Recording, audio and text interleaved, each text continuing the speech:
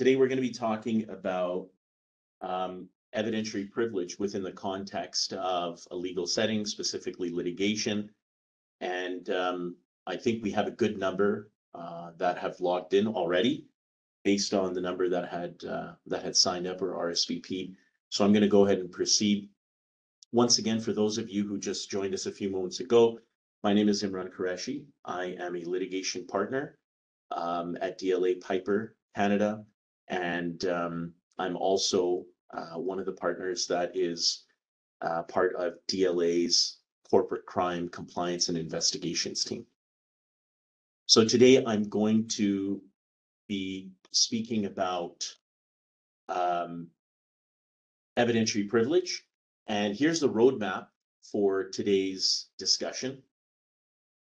Ultimately, where I want to get prior to the Q&A is a bit of a checklist. A checklist that is going to enable you, whether you're working within an organization, whether you are, a client that needs these types of plans implemented for your organization, whether you are a lawyer, whether you are a quote unquote expert.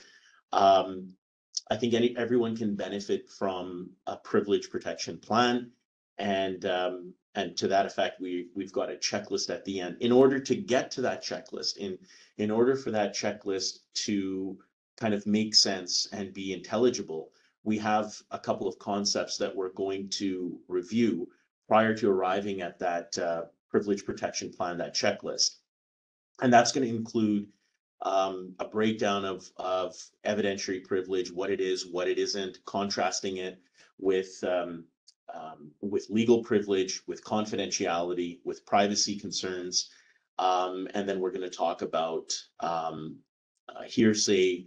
We're going to talk about waiver of privilege, and then specifically, we're going to talk about the use of privileges or the loss of privileges in the course of expert reports or internal investigations. So that's a roadmap for where we are headed today. The first thing that I wanted to distinguish for the audience is the difference between evidentiary privilege and legal privilege. So, in the context of evidence, we have certain privileges. That's the topic for today's discussion, and I'm going to drill into that in a bit. I want to contrast that with legal privilege, okay, which is something that we're not covering today. So legal privileges are basically rights that protect individuals from legal wrongs. Sometimes they are described by judges in cases as rights, sometimes as defenses, but basically they're to be distinguished from evidentiary privilege. Okay, they are protections from legal wrongs. They are a form of immunity. Okay, so the classic example is, if you have the tort of defamation, you can have a couple of defenses that provide immunity to the party that said the defamatory statement. So that would be absolute privilege or qualified privilege. So somebody had a privilege to say a statement that was, notwithstanding the fact that it was defamatory, that it lowered someone's reputation, the individual that said those words is protected by a legal privilege. So that is very different than the evidentiary privileges that we're going to be examining today. So I just want to make that distinction right at the top. That begs the question then, what is evidentiary privilege? This is our definition, my team's definition. Evidentiary privileges are rules or rights designed to protect societal interests. They can be used to defeat or overcome the duty to disclose. So evidentiary privileges, they find their basis, their origin in some sort of a societal interest that the courts wish to protect, and as a result of which they can be used to defeat or overcome the duty to disclose records or information within a lawsuit. So this is just, again, some very foundational commentary on evidentiary privilege. And the courts have spoken about it. I wanted to use a quote from the late Honorable Justice Sapinka from the Supreme Court of Canada in the Stinchcombe case. He has provided, I think, a very good idea on what disclosure is. So disclosure is basically the need, the duty of a party to litigation to provide everything that may be related to the issues in that dispute to the other side and to the court. So, the quote here is, with respect to what should be disclosed, the general principle to which I have referred is that all relevant information must be disclosed subject to the reviewable discretion of the Crown. The material must include not only that which the Crown intends to introduce into evidence, but also that which it does not. So it may or it may not be helpful to your case. In Canada, in almost every jurisdiction in Canada, there is a general duty to disclose within the context of litigation, whether or not it helps your case. And this is, of course, important to understand because privilege is an exception. Evidentiary privilege is an exception to the duty to disclose. So this is kind of the foundational principle on disclosure.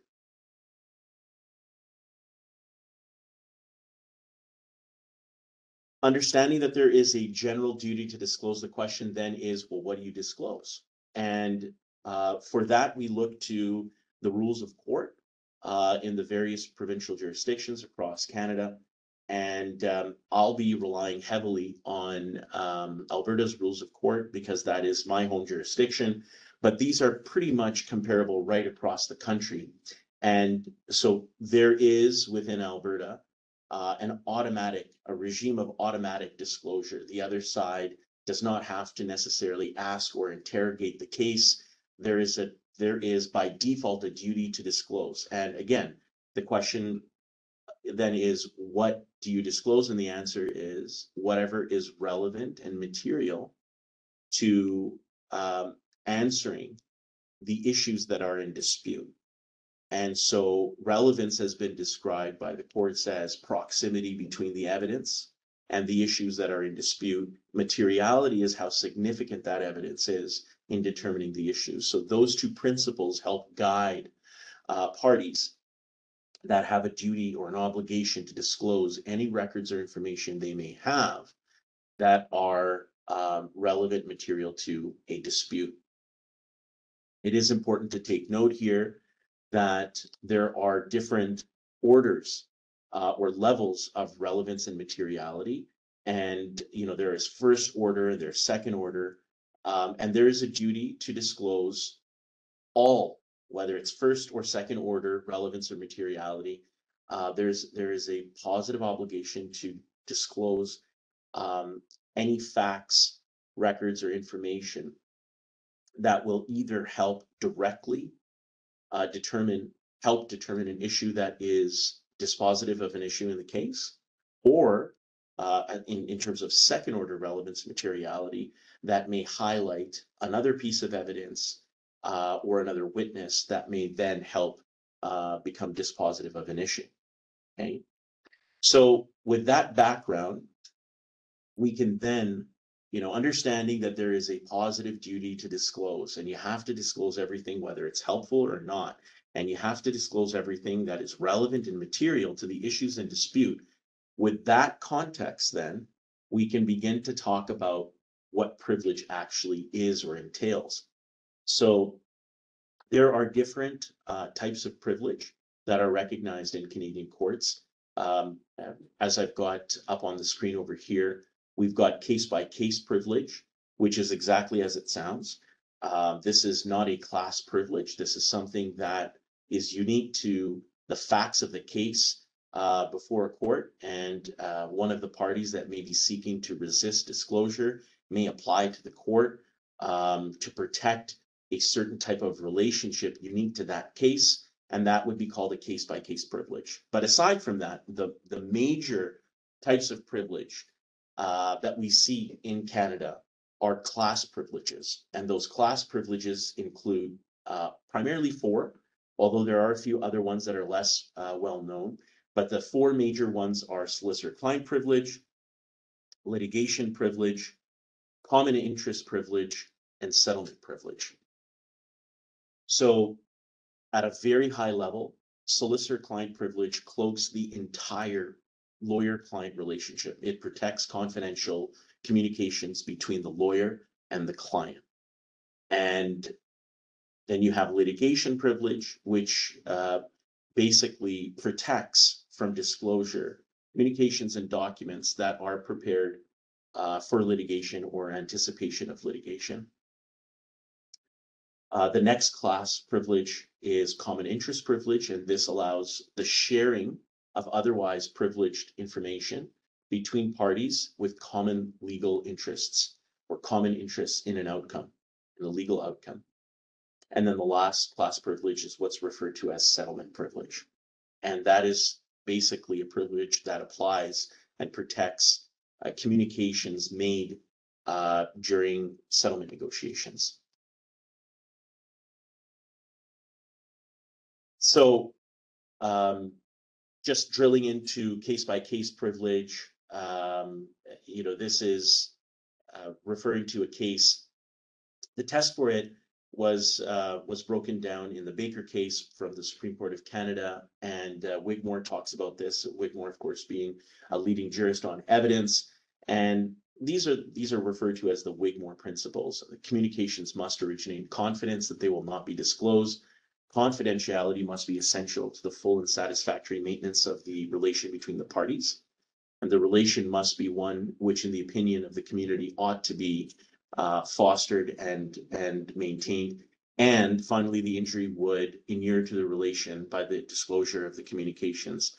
And the example that I give when people ask me about case-by-case privilege and the application of the Wigmore principles is if somebody has a professional relationship with, say, an accountant, someone that has been hired, professional capacity, there's confidential information that's disclosed. There isn't another class privilege that protects those communications, but there's something unique about not just that relationship, but within that relationship, the information that was disclosed, they may apply to the court. This is not an automatic privilege case by case. You have to apply to the court, and you have to ask the court for this privilege to be recognized in this specific case. So this is just something to be aware of. This is an option. This is something that can be used as a tool where an otherwise explicit class privilege does not apply. And I'm just going to zip along here because I've already spoken about case-by-case privilege, and we're going to jump into the four class privileges, solicitor-client privilege, and explore some of the concepts in a little bit more detail. So, solicitor-client privilege. This is the privilege that protects confidential legal advice, and it protects all of the communications between a lawyer and a client that are related to the seeking, forming, or giving of legal advice. And that comes to us from one of the seminal cases on one of the recent seminal cases on solicitor-client privilege, the Lizotte case from the Supreme Court of Canada. And another one of those recent seminal decisions, there was a trilogy. This was the University of Calgary case. And that case was very important because it described solicitor-client privilege as having evolved into a rule of substance, almost beyond a privilege, as a principle of fundamental justice and as a quasi-constitutional protection. So this is something that is very jealously guarded by the courts. And as some of the other cases that we've listed over here will only be abrogated where it's absolutely necessary, which test is said to be as restrictive a test as may be formulated short of an absolute prohibition in every case. It's important to note, as is cited in the Supreme Court of Canada decision Thompson and and the Canada National Revenue privilege belongs to the client, not the lawyer. And it remains in place indefinitely, even if shared with those with a common interest. And so litigation may not even commence. Litigation may commence and then may end. Any communications between a lawyer and a client for the purposes of seeking or obtaining legal advice is cloaked with solicitor-client privilege. There are exceptions, however, and solicitor-client privilege does not protect communications made to facilitate a crime or fraud. And in situations where it can be demonstrated there's an imminent risk of harm or death, the privilege will be set aside. So those are kind of the outer limits and the dimensions of solicitor-client privilege. Moving along then to litigation privilege. Litigation privilege is different than solicitor-client privilege. Litigation privilege, again, from the Lizotte case, Supreme Court of Canada, protects communications and documents created primarily for litigation purposes. And the goal, the underlying basis, is to ensure fairness in the adversarial legal process by allowing parties to prepare their case without fear of disclosure. And litigation privilege is temporary, and it ends once the litigation concludes. So the scope, as we've described it here, is it applies usually to witness statements, to legal strategies, memos. It's sometimes litigation privilege is also sometimes referred to as work product privilege. So it's the work product of counsel working with their clients to prepare for litigation, either real or anticipated.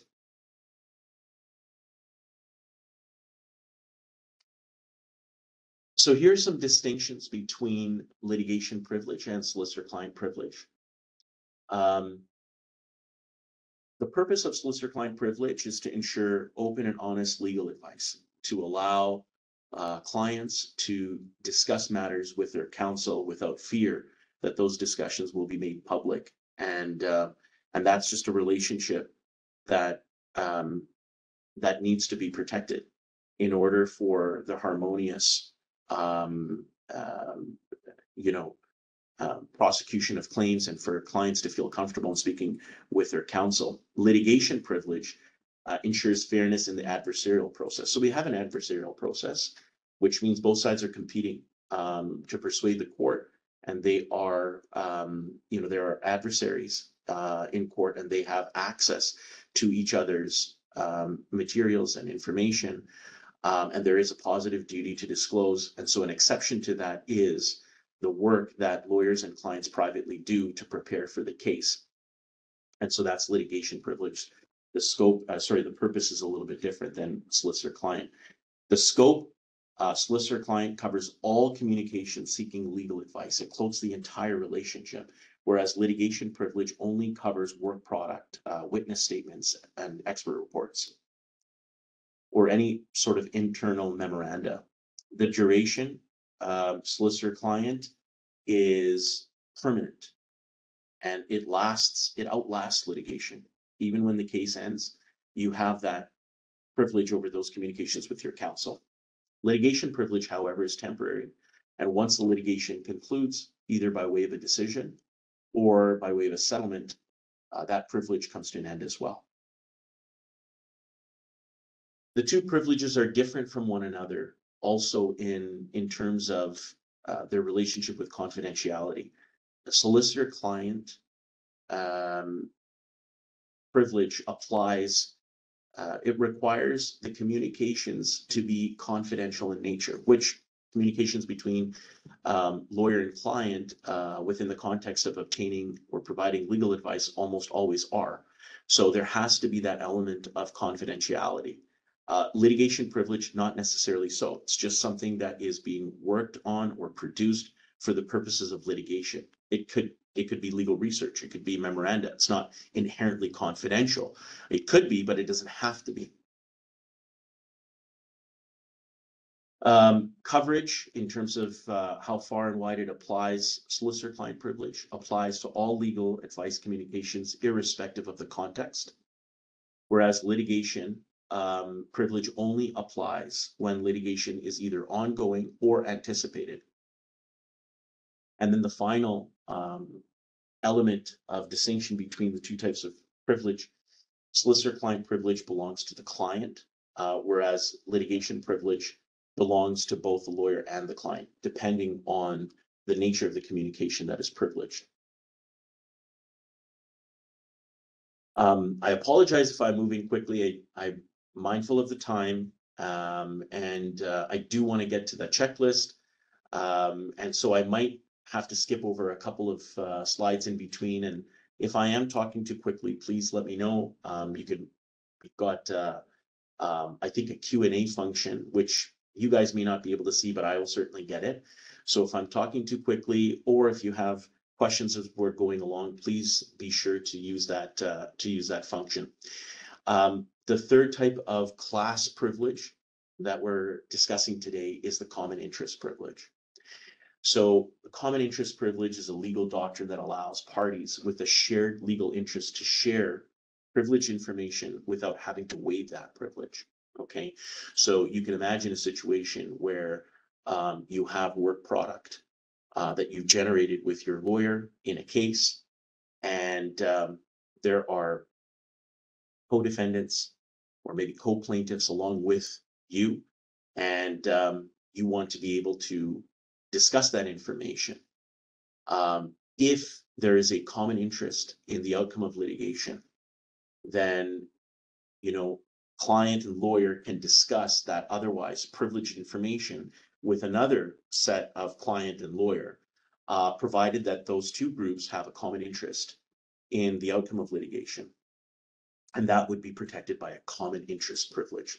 Now, it's interesting to note that jurisdictions in Canada have held that common interest privilege is not restricted simply to litigation.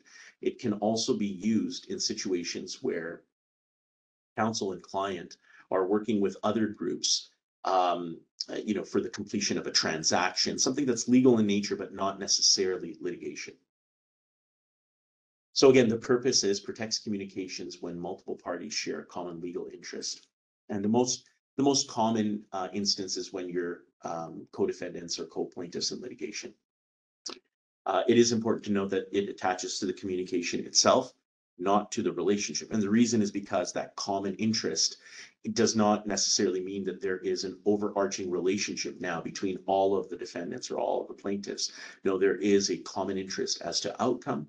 And so any privileged information that they're sharing between them will also remain privileged by way of the common interest privilege. The last of the class privileges is settlement privilege. And this is quite straightforward. If there are parties to a dispute, it doesn't matter if litigation is actually started or not, has been commenced.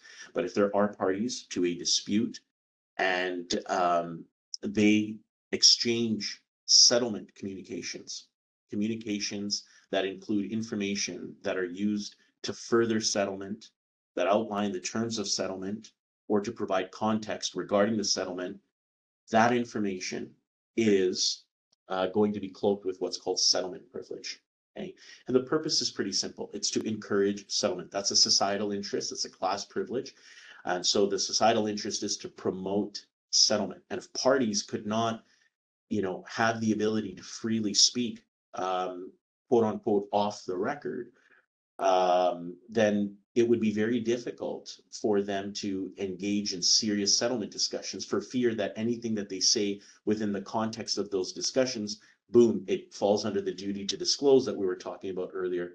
And suddenly they're not having those discussions because they don't want to inadvertently make a statement that will be read out in court. So the party seeking to override this privilege may show that the competing public interest outweighs the public interest in encouraging settlement. In other words, there are exceptions to settlement privilege. And the bullet point I actually just skipped over it is that there are instances, and this has been enumerated by the Supreme Court of Canada, in the Union Carbide decision. It may be overridden where the dispute is actually about the settlement agreement itself, the terms of the settlement agreement, where where the settlement agreement gives rise to its own separate cause of action. Suddenly, some of those communications that were made to try and affect that very settlement, they may no longer be protected by settlement privilege, and it would kind of gravitate towards disclosure rather than maintaining that privilege. So here are just a few other types of privilege. I'm not going to go into detail. This is just to help you understand that the four major class privileges that we've covered, they are the most obvious, they're the most common, but they aren't exclusive. There are, and this is straight from the legislation. This is not my verbiage, but husband and wife communications in a lot of provincial jurisdictions. There are statutory legislative privileges that are baked right into evidence acts, and it basically prevents spouses from having to be compelled to give testimony against their spouses. Similarly, there's informer privilege, and then there is spiritual advisors privilege, which technically is a case by case. It's not a class privilege. However, there is a general practice in Canadian courts not to compel members of clergy, regardless of religious denomination, to disclose confidential communications that were made to a spiritual advisor. Without prejudice communications are basically settlement communications. They are not a separate privilege. And the important thing to note is we will often in a case receive a document that says without prejudice, and then it goes on to hopefully outline the terms of a proposed settlement or exchange information for the purposes of effecting a settlement. If it in fact contains any information that goes to a settlement, that is facilitating a settlement, that is outlining the terms of a settlement, those are protected by settlement privilege. The words without prejudice on their own are immaterial. You could have a communication that says without prejudice, and it may not actually have anything relating to settlement in it. There's no settlement privilege. Similarly, or rather conversely, you may have a communication that does not have the words without prejudice on it, but it basically has the outline of a settlement or the terms of a settlement or some sort of an offer or proposal that is protected by settlement privilege. It's a matter of best practice to include something in a communication that basically signals that it is a settlement document, and hence the use of without prejudice. But it isn't determinative of whether or not the settlement privilege exists. That is determined by the substance of what's contained within the communication. By the way, the same thing goes for, when counsel are talking to one another and they say off the record. Okay, that's a signal. It doesn't automatically approach or mean that there is a settlement privilege that applies to whatever that lawyer is about to say. So the key takeaway here, settlement privilege is ultimately a substance over form determination. I want to talk very briefly about what is hearsay. Hearsay is an out-of-court statement made by party A, offered by party B to prove the truth of its contents. So it's something that is basically someone is saying that someone else said. And of course, there is a rule against hearsay evidence within the law of evidence right across the country.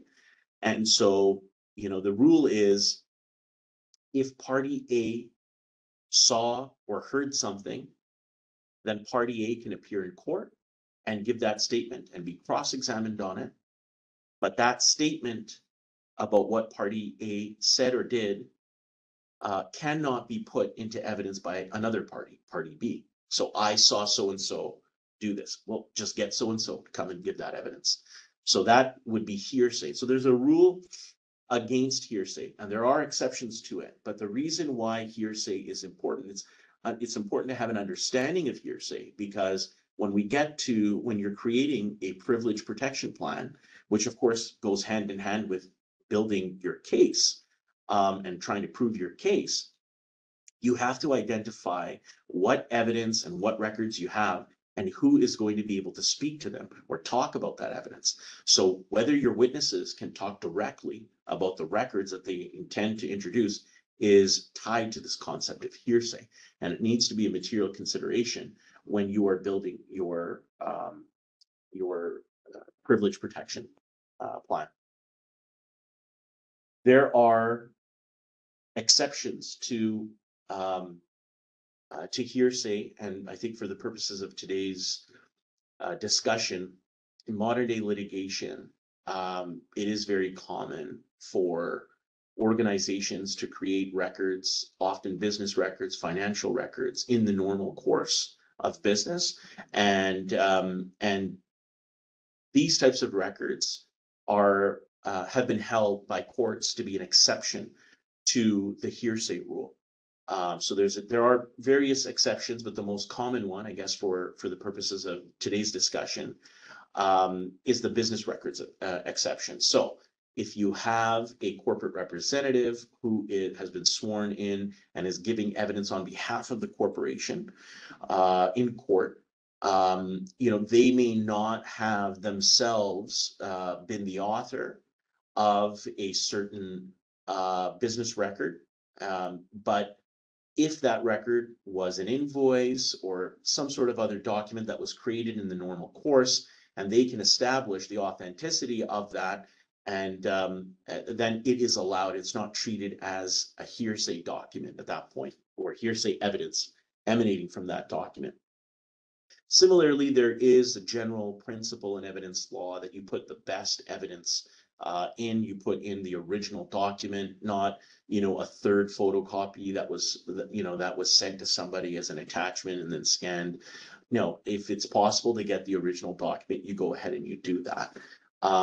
Both best evidence rule and the hearsay rule, as I mentioned, as a result of the proliferation of computer records and online storing and digital records, these rules have been somewhat relaxed. The key is the courts want to establish authenticity, and if authenticity is not challenged by the parties to litigation, and if they are created in the normal course, then there is a relaxation on the production of these records. They're allowed in, notwithstanding that they may not be the best version of that document physically, or that they may not have actually been authored by the witness that's attempting to put them in. Okay, so I wanted to establish, we've spoken about the different types of privilege themselves, and I've spoken very briefly about some of the other elements or concepts that may impact whether a document needs to be produced, and that includes hearsay. I also want to talk about the concept of confidentiality and how does that interact or overlap with privilege. Privilege is an evidentiary right or principle, okay? And it relates to, as we've been talking about, certain classes of relationships or certain types of documents. Confidentiality is a much broader concept. It's a much broader legal principle.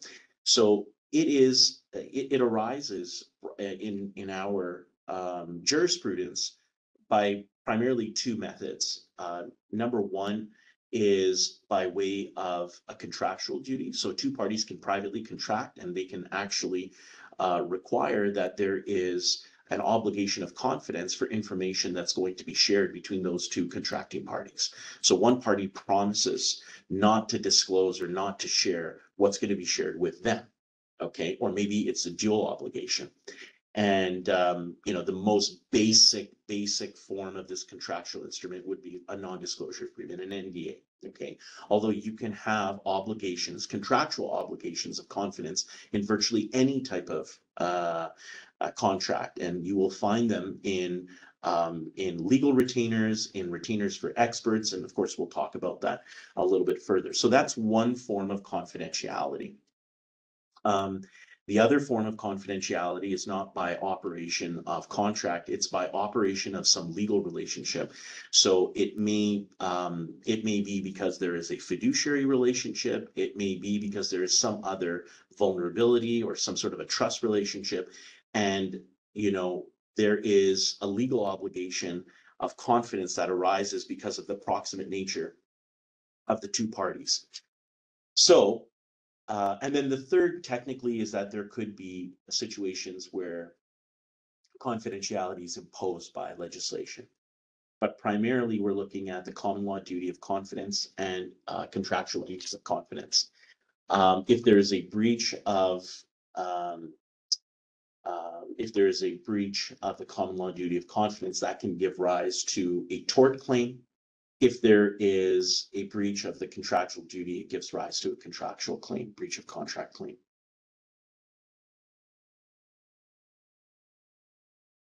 Confidentiality, generally speaking, cannot overcome the duty to disclose within the context of a court action, whereas privilege can and does. So there is overlap between the two. There are confidential documents or confidential communications that are also then cloaked with one of the privileges that we discussed, but that isn't necessarily the case. You can have privilege over documents and communications that are not confidential. So it's important to understand that distinction. There are ways of protecting confidentiality to overcome disclosure where there may not be a privilege.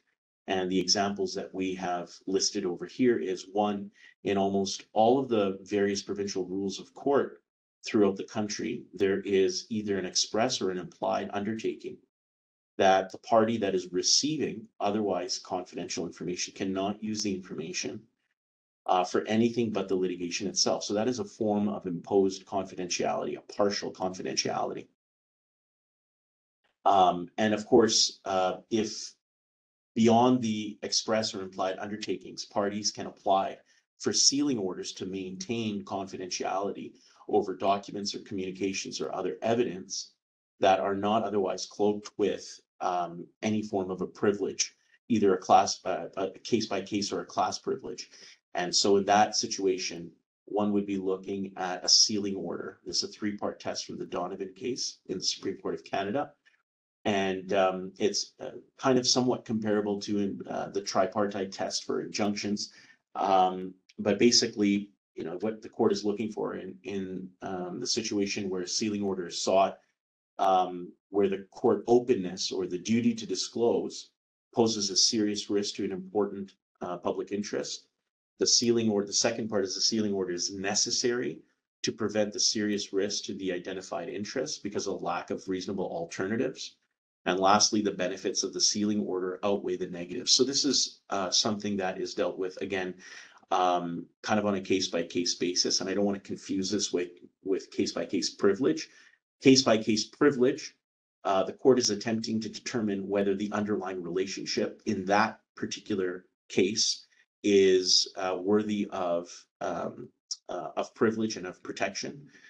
In a sealing order, it's a specific set of documents which one of the parties is moving to have sealed, and so the disclosure of those documents versus not disclosing them is weighed by the courts as opposed to an underlying relationship. I'm seeing here that we're getting close to 15 minutes out from the end, so I'm going to just briefly skip over some of the topics of waiver and jump over to experts. And so waiver can be, the concepts of waiver is if you have privilege, it can be waived. Whether it's solicitor-client, litigation, or common interest privilege, it can be waived, intentionally or unintentionally. And it's the way that it is waived is by sharing the information, the privileged information, with a party that is not a part of that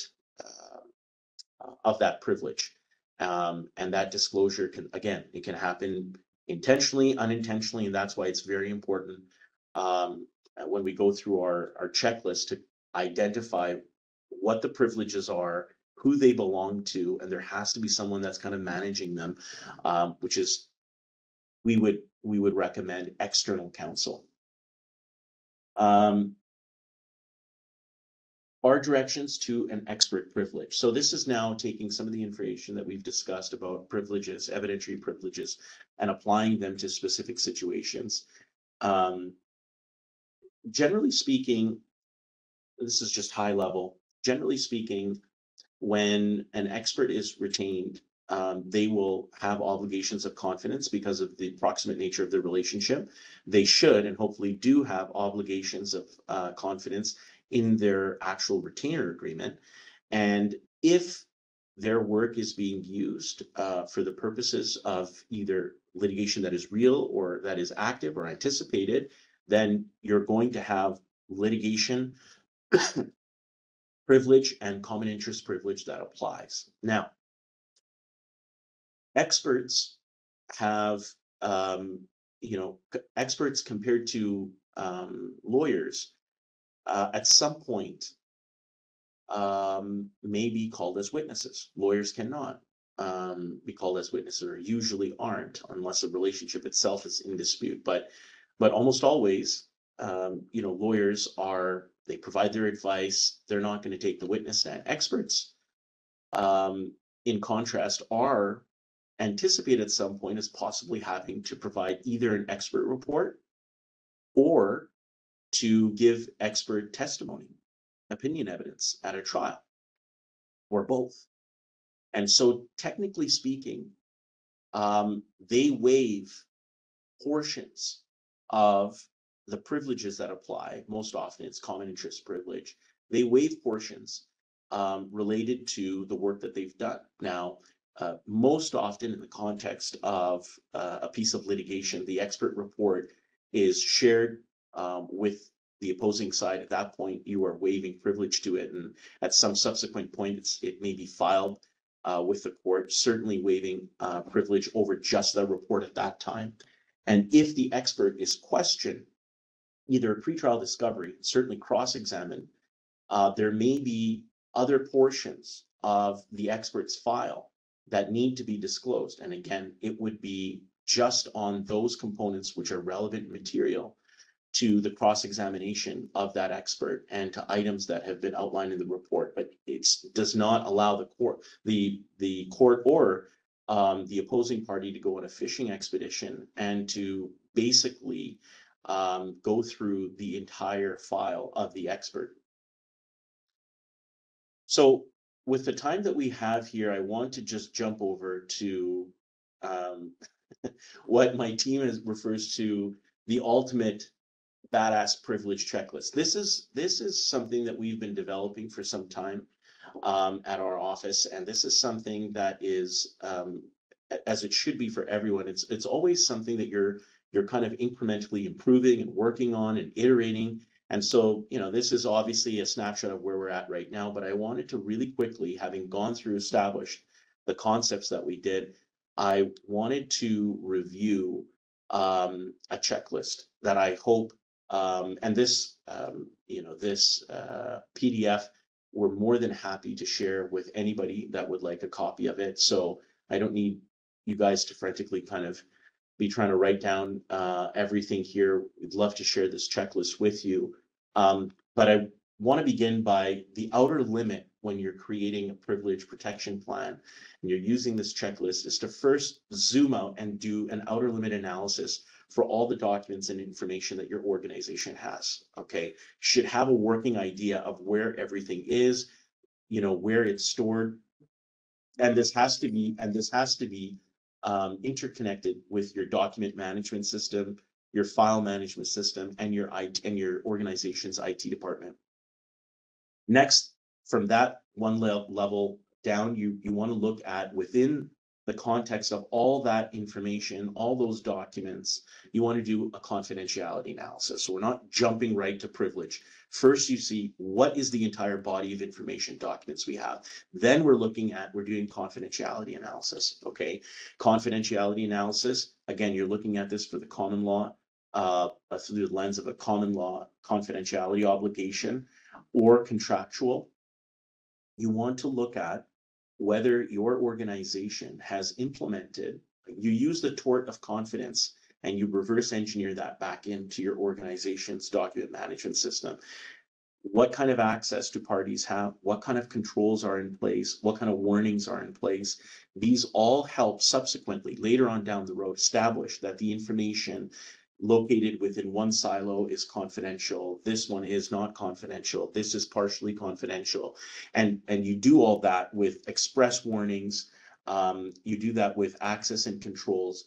And you do that by identifying who can access what. The last point that we have on this, wherever possible, codifying contract with employer agreements, directors' resolutions, executive agreements, independent contractor agreements, any type of NDAs that there is confidential information, and specify what kind of information exactly. Catch-all provisions that everything and anything within our organization are, generally speaking, not upheld by the court, not, a note that the receptionist wrote to herself while taking a phone call about where to go for lunch is not confidential.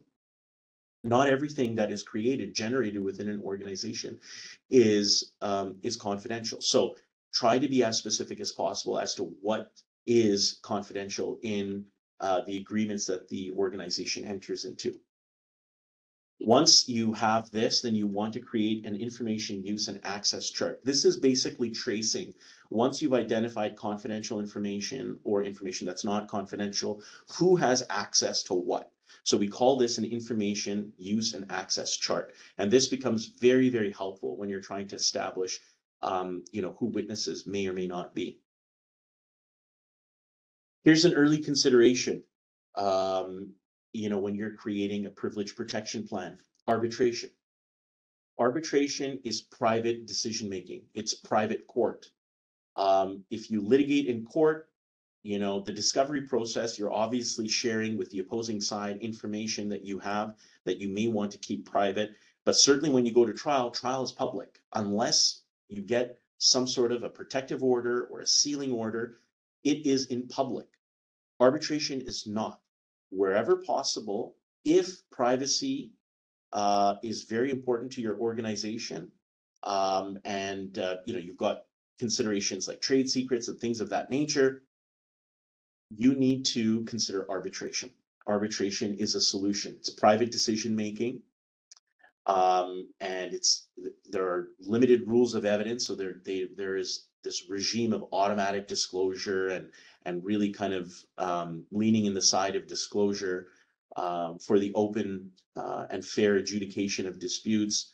That in arbitration, it's private. So wherever possible, you want to, as an organization, look and see how many of our contracts have arbitration as the preferred or the mandated form of dispute resolution. And remember, arbitration, if you have an employee agreement and it says, look, this executive agrees that we're going to have an arbitration in the event of a dispute. When you have the dispute, the parties can enter into a further arbitration agreement, which outlines the rules of what will and will not take place in the course of that arbitration. My point is that you have a second opportunity to outline the contours of evidence sharing, which you absolutely cannot do in litigation. You're subject to the rules of disclosure, the rules of court, and the laws of evidence.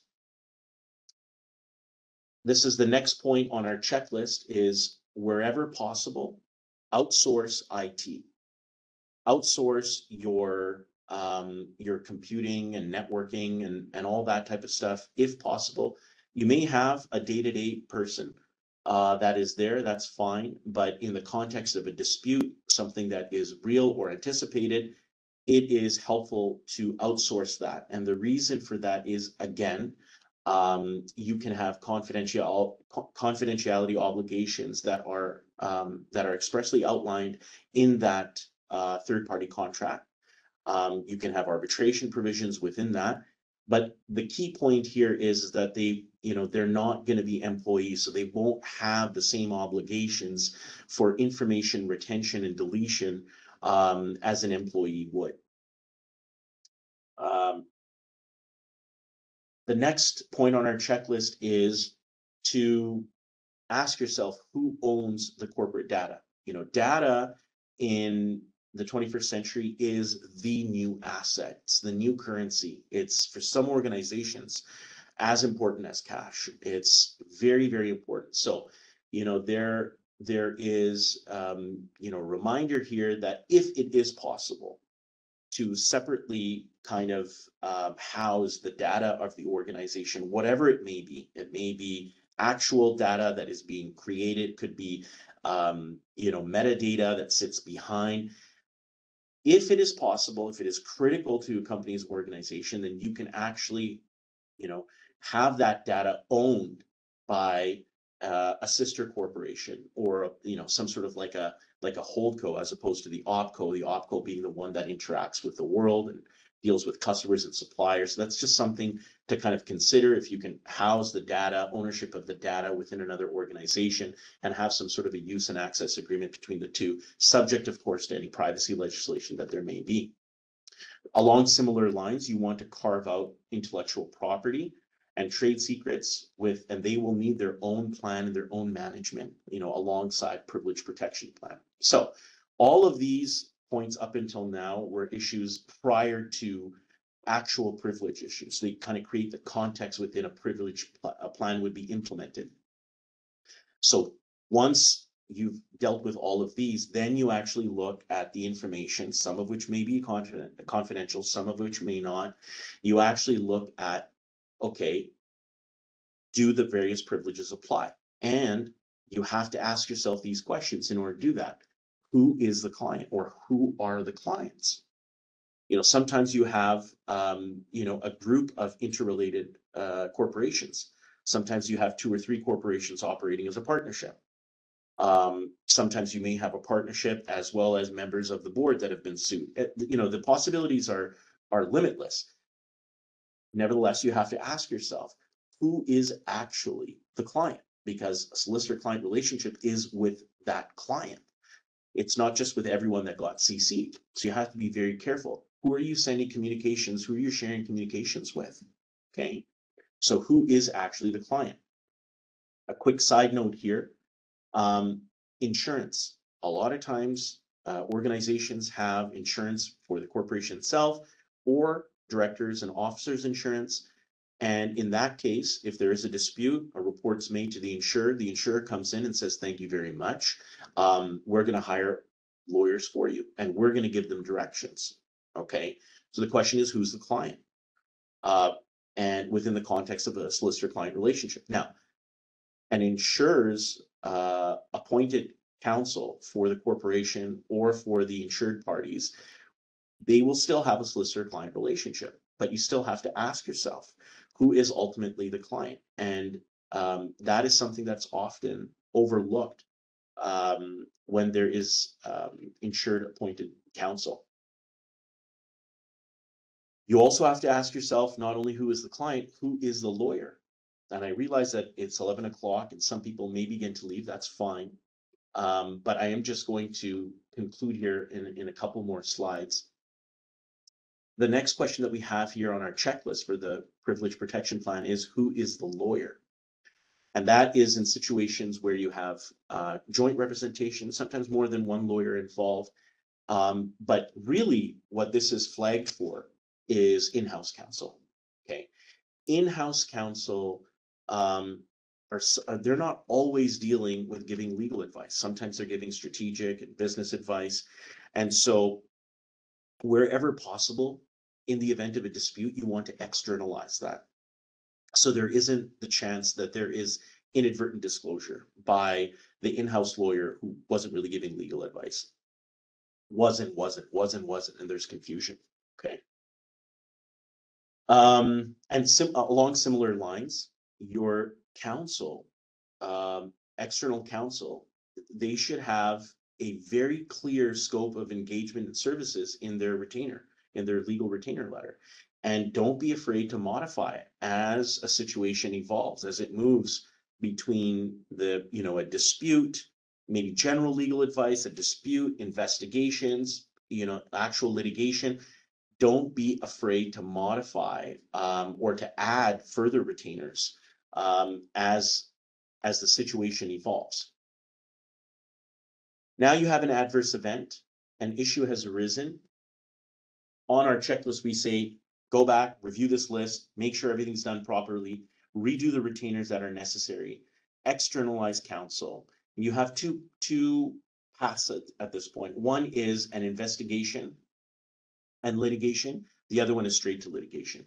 Within the context of an investigation, it should always, our advice is it should always be involve counsel, if not quarterbacked by counsel. And the reason is because obviously they have the solicitor-client privilege, and it is easier to cover more documents, communications, and evidence, and they can help direct experts for the investigation or internal parties. Again, they have to be acting within the scope of their engagement as counsel, and it should always be remembered that they are not going to be able to testify in court. So you don't want to get carried away with this privilege. At the end of the day, they can't exclusively run the investigation, for example, because at some point, you may want that investigator to actually go to court and to testify about what they found. So while it can be managed or quarterbacked by counsel, it's not exclusively run by counsel.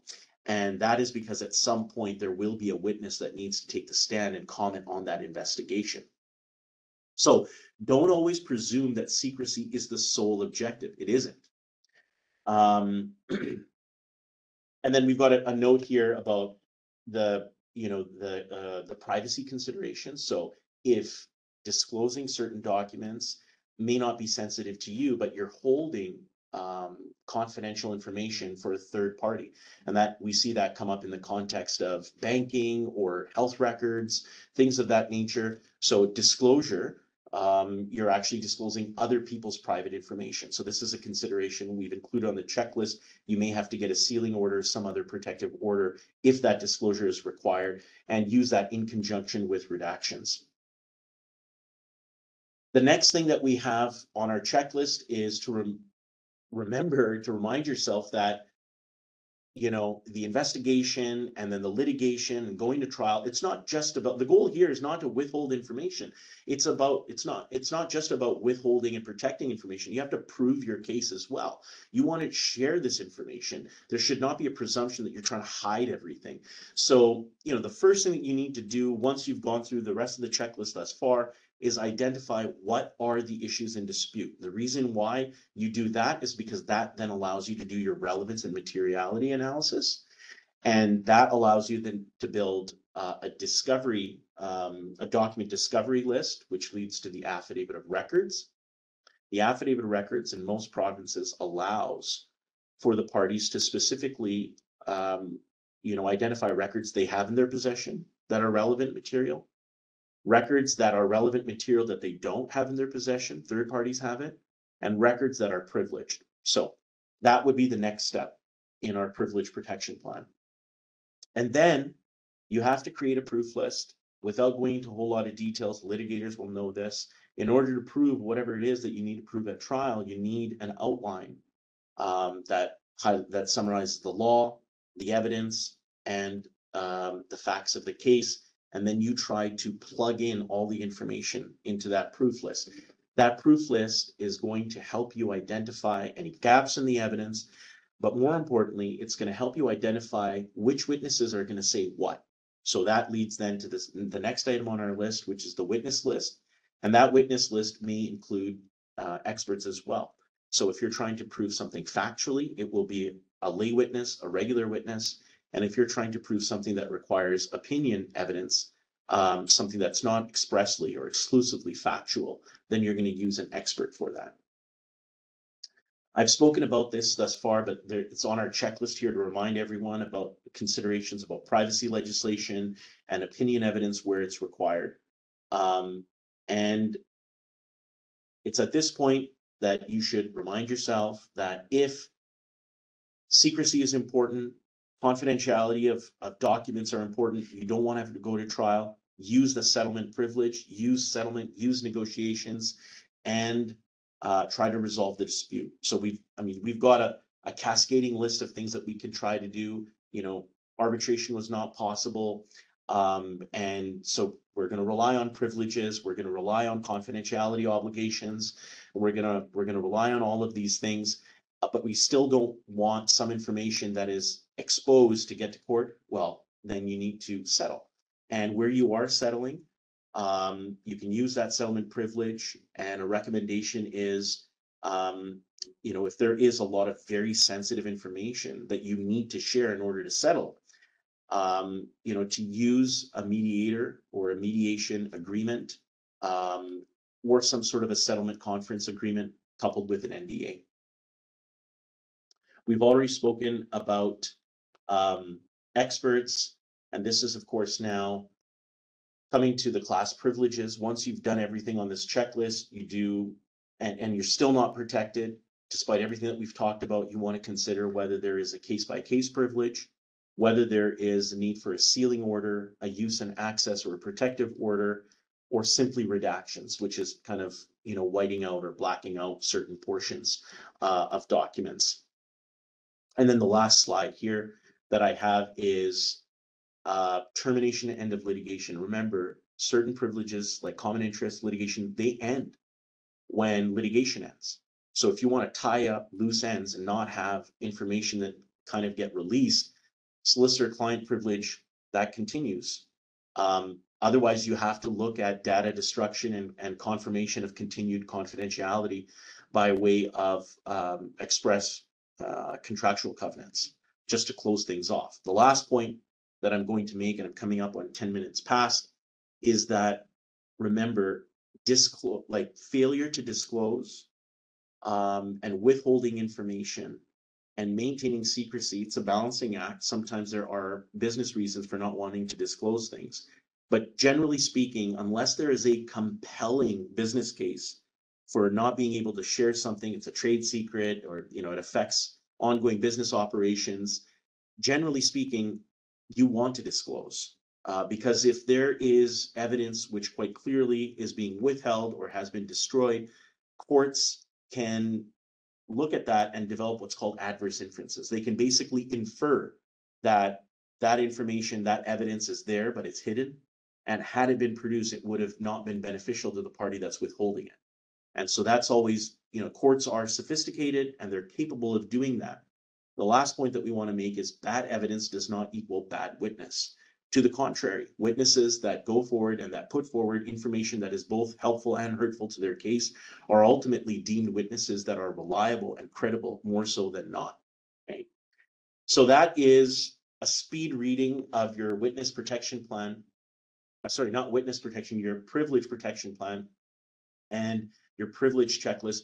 If anybody wants access to IQ's my initials, by the way, IQ's Ultimate Badass Privilege Checklist, which I promise is the name that's been given by my team, not me, to this checklist. I'm happy to share it with anyone.